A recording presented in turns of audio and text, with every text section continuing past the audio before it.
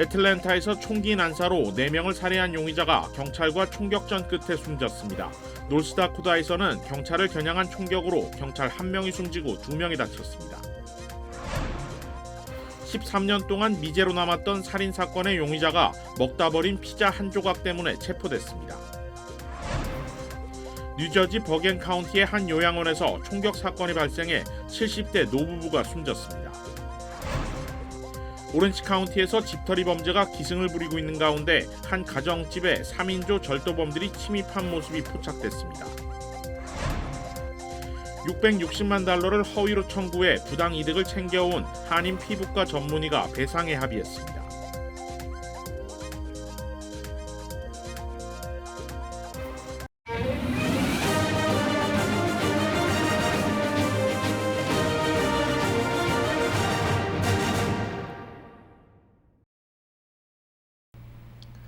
시청자 여러분 안녕하십니까? KBS 아메리카 뉴스입니다. 한미 핵협의그룹 첫 회의가 서울에서 개최됩니다. 미국이 북한에 맞서 핵무기를 운용하고 확장 억제를 실행할 때 우리 발언권을 제도화하는 게 목표라고 대통령실은 밝혔습니다. 보도에 조태흠 기자입니다. 지난 4월 한미 정상이 합의한 한미 핵협의그룹이 2달여 만에 첫 가동됩니다. 오늘 서울에서 한미 국가안보실 고위급 당국자가 만나 북핵 대응을 위한 미국 핵전력 정보 공유, 공동 기획과 실행 방안 등을 협의합니다. 워싱턴 선언의 이행 차원에서 개최되는 것으로 한미 확장 억제의 강력한 실행력이 이번 회의를 통해 구축될 것으로 기대가 됩니다. 조태용 국가안보실장은 북핵에 대응하는 미국 핵무기 운용에 우리 발언권을 제도화하는 게 핵협의그룹 목표라고 설명했습니다. 정책 차원 협의가 아닌 구체적 작전 차원의 논의가 이뤄질 거란 뜻으로 풀이됩니다. 핵전력 운용 공동기획, 실행, 연습과 위기시 정상 간의 확장 억제 소통 채널을 만드는 문제까지 구체적으로 협의될 거라고 했습니다. 원활한 실무 논의를 위해 외교안보부처 차관복급이 수석대표를 맡을 예정이지만 한동안은 급을 높여 양국 안보실이 회의를 주도할 방침입니다. 첫 회의를 서울에서 안보실 차원에서 여는 건 북한에 보내는 메시지라는 게 대통령실 관계자 설명입니다. 핵협의그룹 회의는 앞으로 해마다 4차례 열리고 결과는 양국 정상이 직접 챙길 예정입니다. 우리는 북대서양 조약기구 나토의 군사정보 기밀망 참여도 추진하는 등 북한 위협에 맞선 실질적 군사협력을 강화하고 있습니다. KBS 뉴스 조태영입니다. 북한은 한미 핵협의그룹 첫 회의에 관련한 담화문을 내놨습니다. 미국이 확장 억제를 강화할수록 자신들과의 회담은 멀어질 것이라고 주장했습니다. 이어서 양민철 기자입니다. 지난 14일에 이어 사흘 만에 북한 김여정 노동당 부부장이 또 담화를 냈습니다. 일주일 사이 4번째입니다. 김 부부장은 미국이 확장 억제를 강화하고 군사 동맹 체제를 과도하게 확장할수록 자신들과의 회담은 멀어질 뿐이라고 주장했습니다. 김 부부장은 최근 미군 전략 핵폭격기에 한반도 전개와 공중 정찰, 오늘로 예정된 한미 핵협의그룹 등을 구체적으로 거론했습니다. 그러면서 우리를 건드리는 어리석은 짓을 그만둬야 한다며 충분한 실력 행사를 예고했습니다. 지난 12일 화성 18형 시험 발사는 군사적 공세의 시작일 뿐이라는 것입니다. 북미 대화 가능성에 대해서도 자세하게 언급했습니다. 트럼프 전 미국 대통령이 약속했던 한미 연합연습과 전략자산 전개 중단 등은 시간벌이를 위한 얄팍한 술책이었다고 비판했습니다. 앞으로 미국이 주한미군 철수나 테러 지원국 지정 해제 등을 제시해도 모두 되돌릴 수 있는 정책, 즉 가역적인 것이라고 평가절하했습니다. 김 부부장은 한국과 미국에 대해 아무리 전 대통령이 서명하고 공약한 것이라고 해도 새로운 정부가 들어앉으면 손바닥처럼 뒤집는다고 비난했습니다. 때문에 이를 믿고 자신들의 영원한 안전을 포기할 순 없다며 비핵화는 불가능하다는 입장을 거듭 강조했습니다. 김 부부장은 남한에 대해서도 다시 대한민국으로 지칭하며 미국의 앞잡이라고 비판했습니다. KBS 뉴스 양민철입니다. 애틀란타에서 총기 난사로 4명을 살해한 용의자가 경찰과 총격전 끝에 숨졌습니다. 보도에 김경일 기자입니다. 애틀란타 경찰은 토요일 오전 4명을 숨지게 한 총기 난사 사건의 용의자 안드레 롱모어를 경찰과 총격전 끝에 사살했다고 밝혔습니다. 경찰은 용의자 추적 과정에서 경찰관 3명이 각각 다른 장소에서 부상을 입었다고 덧붙였습니다. 부상당한 경찰관 3명 중 1명은 중상을 입어 치료 중이고 2명은 생명에 지장이 없는 것으로 알려졌습니다. 롱모어에게 살해된 남성 3명과 여성 1명은 모두 60대인 인근 주민들로 확인됐습니다. 경찰은 기자회견에서 무고한 시민들에게 총기를 난사해 죽게 하고 경찰관 3명에게 총격을 가한 괴물이 죽었다며 지역 주민들이 좀 더 편히 숨 쉴 수 있게 됐다고 밝혔습니다. 앞서 노스다코다주 파고의 번화가에서 경찰을 겨냥한 총격 사건이 발생해 경찰관 1명이 숨지고 경관 2명과 시민 1명이 다쳤습니다. 목격자들은 한 남성이 차량 사고가 발생해 현장에 있던 경찰관들을 향해 10발 정도의 총격을 가했다고 말했습니다. 경찰도 바로 대응 사격에 나서 총격범은 그 자리에서 사살됐습니다. 경찰관들의 희생도 컸습니다. 숨진 경찰은 아프가니스탄 참전용사로 알려졌고 부상당한 경찰관 2명은 위독한 상태입니다. 현장에 있던 25살 여성도 중상을 입었는데 용의자와 경찰 총격전 중 부상을 당해 누구의 총에 맞았는지 조사 중입니다. 용의자는 37살 모하마드 바라칸으로 확인됐습니다. 경찰은 용의자가 경찰과 접촉한 이후 총격 사건이 발생했다고 전하며 범행 동기를 조사 중이라고 밝혔습니다. 토요일 밤 보스턴에서는 남편이 자녀 3명이 보는 앞에서 부인을 야구방망이로 때려 잔인하게 살해하는 사건도 발생했습니다. 헨스는 부인을 살해한 혐의로 오늘 보석금 없이 기소됐습니다. 헨스는 부인과의 접근 금지 명령이 풀린 지 이틀 만에 부인을 찾아가 살해한 혐의를 받고 있습니다. 그러나 헨스는 부인의 죽음과 관련된 모든 혐의에 대해 무죄를 주장하고 있습니다. KBS 뉴스 김경일입니다. 13년 동안 미제로 남았던 연쇄 살인 사건의 용의자가 먹다 버린 피자 한 조각 때문에 체포됐습니다. 뉴욕 경찰은 지난 2010년 벌어진 성매매 종사자 연쇄 살인 사건의 용의자 렉스 휴어먼을 긴급 체포했다고 밝혔습니다. 맨해튼에서 건축사로 일하던 용의자 휴어먼은 이 사건 외에 다른 사건에 대한 혐의도 받고 있습니다. 사건 당시 발견된 시신은 모두 16구에 달하는데 이 중 여성들의 시신은 최소 10구였습니다. 휴어먼의 검거는 목격자들의 제보로 이뤄졌습니다. 지난해 3월 살해된 여성들 중 1명이 실종되기 전 수상한 차 한 대가 포착됐다는 진술이 나왔고 차량을 조회한 결과 휴어먼의 차로 확인된 겁니다. 경찰은 피해자의 시신 근처에서 머리카락을 발견했고 증거를 잡기 위해 휴어먼을 감시하던 중 그가 먹다 버린 피자 조각을 수거해 DNA 조사를 벌였습니다. 경찰은 시신 인근에서 발견된 머리카락과 휴어먼의 피자 조각의 DNA가 일치함을 확인했으며 그를 유력한 용의자로 검거했다고 밝혔습니다. 휴어먼은 무죄를 주장한 상태며 판사는 보석을 불허한 채 그를 구금하도록 명령했습니다. 뉴저지의 한 요양원에서 총격 사건이 발생해 70대 노부부가 숨졌습니다. KBTV 김은지 기자가 보도합니다. 지난 토요일 뉴저지 해켄색에 위치한 케어원 너싱홈에서 70대 노부부가 총상을 입고 사망한 채 발견됐습니다.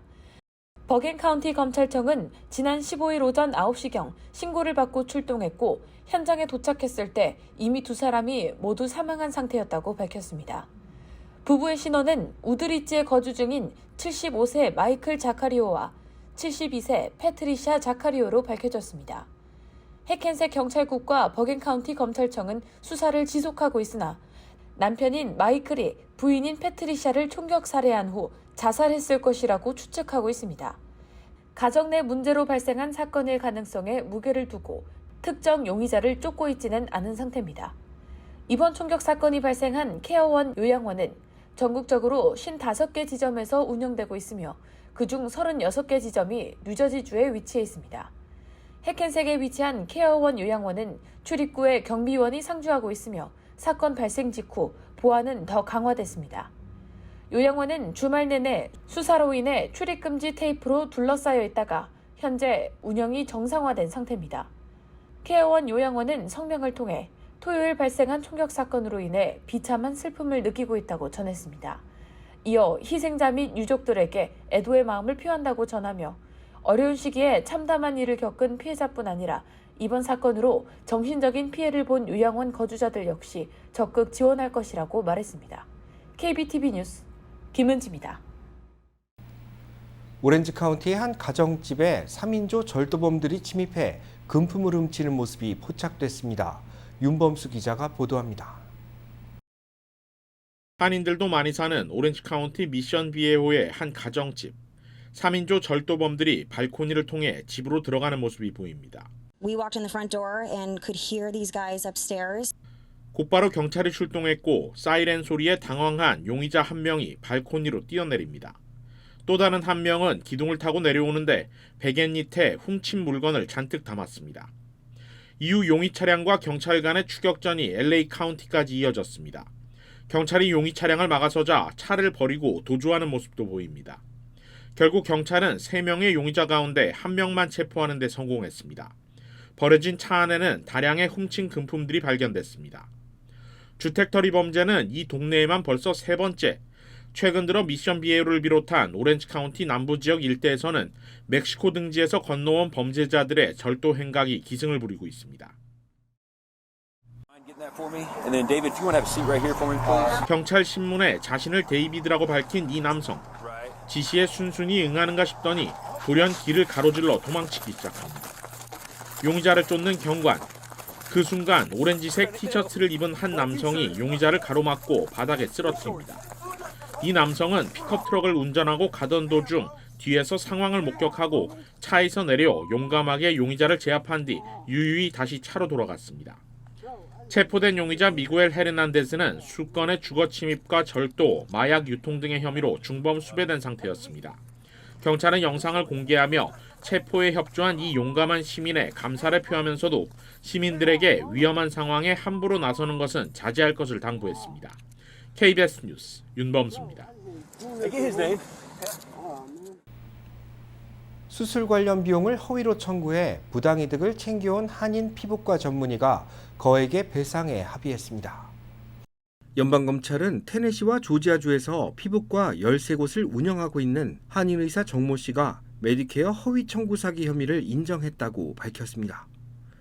정 씨는 지난 2010년부터 2020년까지 자신이 운영하는 피부과에서 시술과 수술이 이뤄진 것으로 꾸며 메디케어를 허위로 청구한 혐의를 받아왔습니다. 정 씨는 자신이 받은 혐의를 인정하고 660만 달러의 배상에 합의했습니다. 이번 사건은 내부 고발자에 의해 드러나게 됐으며 연방검찰은 내부 고발자에게 최종 합의금의 15%인 132만 달러를 지급할 예정입니다. 매사추세츠 연방법원에 한인 판사가 배출됐습니다. 백악관은 매사추세츠주 연방법원에 올해 52살의 전명진 판사가 지명돼 상원에서 인준안을 거쳐 정식 부임하게 됐다고 발표했습니다. 뉴욕 출신의 전명진 판사는 바이든 대통령에게 지명을 받았으며 매사추세츠주 최초의 아시안이자 한인 판사가 됐습니다. 4살 때 미국으로 이민 온 전명진 판사는 유년 시절 노숙 생활을 거치는 등 역경을 딛고 법조계에 몸담게 된 것으로 전해졌습니다. 형사법과 인권변호 전문가로 알려진 전명진 판사는 미국 법률변호협회가 선정한 형사법 분야 100대 변호사에 오르기도 했습니다. 뉴저지주가 홍수로 비상사태를 선포했습니다. 항공편 결항도 지속되고 있습니다. KBTV 강정민 기자입니다. 지난 주말 펜실베니아에서는 불과 45분도 안 되는 짧은 시간에 7인치가 넘는 폭우가, 뉴욕 일원에서는 2시간 만에 5인치의 비가 양동이로 퍼붓듯 쏟아졌습니다. 어제 오후 5시 30분경 필라델피아 북동쪽에 위치한 벅스카운티 어퍼메이크필드에는 폭우로 인한 돌발 홍수가 발생해 자동차 11대가 물에 잠겼습니다. 소방관들이 출동해 10명을 구조했으나 3명은 결국 사망했고 어제 시신 2구가 추가로 발견됐습니다. 생후 9개월 아기와 2살 아이를 포함한 실종자도 5명에 달합니다. 실종된 아이들은 홍수 당시 부모, 오빠, 할머니와 함께 홍수 피해 지역을 이동 중이었던 것으로 알려졌습니다. 필머피 뉴저지 주지사는 오늘 오전 폭우 피해 지역을 직접 방문해 사태 파악에 나섰습니다. 뉴저지 놀튼 지역은 오늘 홍수로 인해 루트 46 인근에 쓰러진 나무와 자갈, 흙더미를 치우는 작업이 계속 진행됐고 여전히 수백 가구가 정전 사태를 겪고 있습니다. 공항은 그야말로 아비규환이었습니다. 뉴저지 뉴어크 리버티 국제공항에서는 약 361편의 항공편이 결항됐고 뉴욕 JFK 공항에서 317편, 라과디아 공항에서 287편의 항공편이 결항되며 승객들의 발이 묶였습니다. 국립기상청은 코네티컷주와 매사추세츠주, 버몬트주, 뉴햄프셔주 일부에 돌발홍수 경보와 토네이도 주의보를 발령했으며 며칠째 비가 많이 온 지역에서는 산사태가 발생할 수 있다는 우려도 나오고 있습니다. KBTV 뉴스 강정민입니다. 미국을 방문한 국민의힘 김기현 대표 일행이 지난 주말 LA 일정을 끝으로 귀국했습니다. 김 대표는 이번 방미 일정에서 한미동맹의 굳건함을 재확인했다고 밝혔습니다. 한미동맹 70주년을 기념해 미국을 방문한 김기현 국민의힘 대표 일행은 백악관과 국무부, 연방상하원 등 한미관계 주요 인사들을 접촉하며 양국 간 굳건한 동맹관계를 재확인했습니다. 워싱턴 DC와 뉴욕에서 교민 간담회 등 주요 일정을 마친 방미단은 지난 금요일 오후 LA에 도착했습니다. 김 대표 일행은 국민의힘 LA 재외동포위원회 주관으로 열린 교민 간담회에서 LA 교민들에게 행동으로 약속을 지키기 위해 찾았으며 교민들의 성원에 보답하기 위해 최선을 다해 노력하고 있다고 밝혔습니다. 김 대표 일행은 이번 방미 일정에서 한미 양국 동맹의 굳건함을 재확인했다고 밝혔습니다. 그러면서 교민사회가 가지고 있는 다양한 현안에 대해 지속적으로 논의할 것임을 분명히 했습니다. 다음 날 다운타운에서 열린 기자간담회에서 김 대표는 워싱턴 선언 후속 조치와 관련한 실무 현안에 대해 구체적인 논의가 시작됐다고 전했습니다. 저희 방미단은 이번 방미를 통해서 정상 간 다져진 한미 관계의 동맹 강화를 다시 한 번 더 실천적으로 확인하고 구체적인 요청사항들을 미국 정부와 미국 정치 관계자들에게 전할 수 있는 기회였습니다. 방미단에 동행한 국민의힘 김석희 재외동포위원장은 교민사회와의 약속인 재외동포청 설립이 현실화됐으며 앞으로 교민들을 위한 다양한 정책을 연구하고 이를 실현시키는 데 앞장설 것이라고 밝혔습니다. 그러면서 재외동포청의 궁극적인 목표 중 하나인 차세대들을 위한 정체성 확립에도 신경 쓸 것이라고 강조했습니다. 이 동포분들 중에서 차세대 동포들에 대한 교육은 역사 교육을 포함해서 한국어 교육 이런 것을 충실하게 동포청이 추진을 해서 우리 차세대 동포들이 정체성을 우리 대한민국의 우리 한민족이라는 정체성을 확실히 갖고 자긍심을 갖도록 하겠다는 것이고 방미단은 교민들의 최대 관심사인 선천적 복수국적 문제 해결에 대해서는 국회에서 법률로 해결해야 할 일이며 국민적인 정서와 교민들의 의견이 잘 수렴되어야 만족할 만한 결과가 나올 수 있을 것이라고 설명했습니다. 한편 5박 7일간의 일정을 마친 방미단은 항공편 결항으로 귀국에 지연을 겪을 것으로 예측됐으나 급하게 항공편을 바꿔 예정대로 귀국한 뒤 폭우 피해 복구를 위한 지원에 나섰습니다. 아시아나항공 조종사 노조가 무기한 파업을 예고하며 항공대란에 대한 우려가 점차 높아지고 있습니다. 아시아나항공 조종사 노조의 파업은 오는 24일인 다음 주 월요일부터 본격화될 거라는 전망입니다. 여름 성수기 시즌 무더기 결항과 지연이 예고되고 있는 겁니다. 하지만 올해 파업은 지난 2005년 항공대란 때와는 다른 양상을 보일 것이란 분석이 지배적입니다. 지난 파업에는 25일간 모두 2,328편의 운항 차질이 발생해 2,270억 원의 손실을 입었습니다. 결국 한국 정부가 긴급 조정권을 발동해 파업을 중단시켰고 지난 2006년 12월 필수 공익사업에 항공운수업을 추가해 올해 파업의 경우 파업 유무에 상관없이 필수 조종 인력의 근무가 요구됩니다. 때문에 전면적인 결항이나 지연이 발생하기는 어려우며 수요가 적은 비인기 노선의 경우 평소보다 운항 횟수가 줄어들 수 있을 거라는 예측입니다. 러시아가 바닷길을 통한 우크라이나산 곡물 수출의 안전을 보장하는 흑해 곡물 협정 중단을 선언했습니다. 김귀수 기자가 취재했습니다. 러시아가 현지 시각 17일 자정 만료되는 흑해 곡물 협정의 종료를 선언했습니다. 이에 따라 흑해상에서 선박의 안전 보장을 철회하고 튀르키예 이스탄불에 있는 공동조정센터를 해체한다고 밝혔습니다. 자신들에게 불리한 협정을 더 이어갈 이유가 없다고 주장했습니다.